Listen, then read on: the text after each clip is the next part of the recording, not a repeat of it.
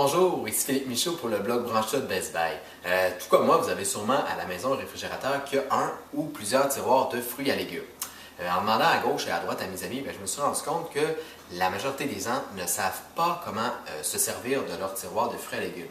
Parce que oui, il y a une façon de s'en servir. Vous n'avez peut-être pas remarqué, mais sur chacun d'eux, on retrouve un contrôle de l'humidité.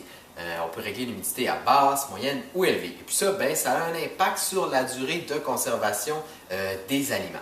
Donc, dans les prochaines minutes, je vais vous montrer comment les tiroirs de fruits et légumes fonctionnent et puis je vous donnerai quelques petits trucs pour vous aider à mieux conserver vos aliments.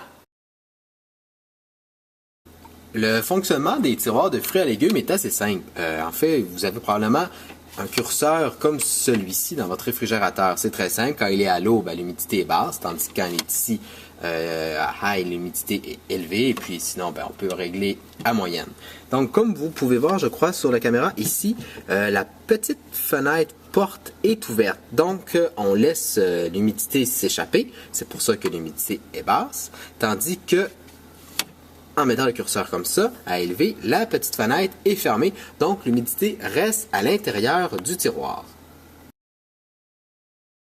Certains aliments, surtout des fruits, mais aussi des légumes, émettent un gaz d'éthylène. Donc, ce gaz d'éthylène-là fait pourrir prématurément les légumes.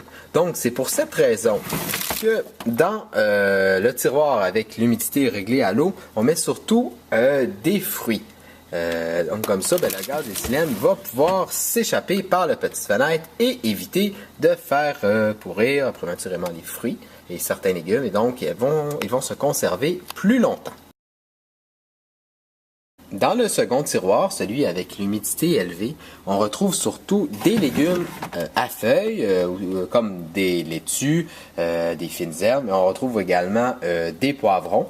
En fait, c'est que ces aliments-là réagissent différemment à l'humidité, c'est que étant donné que la porte est fermée, l'humidité reste à l'intérieur du tiroir. Donc, si vous avez de la laitue, elle va avoir plus de chances d'être fraîche plus longtemps et d'être croquante. Parce que si vous mettez dans l'autre tiroir, peut-être qu'elle va se dessécher ou pourrir plus vite. Grosso modo, c'est assez simple pour les débutants parce que dans le tiroir avec l'humidité basse, on peut mettre surtout des fruits, tandis que dans le tiroir avec l'humidité élevée, on peut mettre des légumes. Par contre, comme vous allez le voir dans mon article sur le blog Branche-toi, il existe plusieurs exceptions. Par exemple, dans le tiroir à humidité élevée, on peut aussi y mettre des morceaux de melon d'eau et des fraises.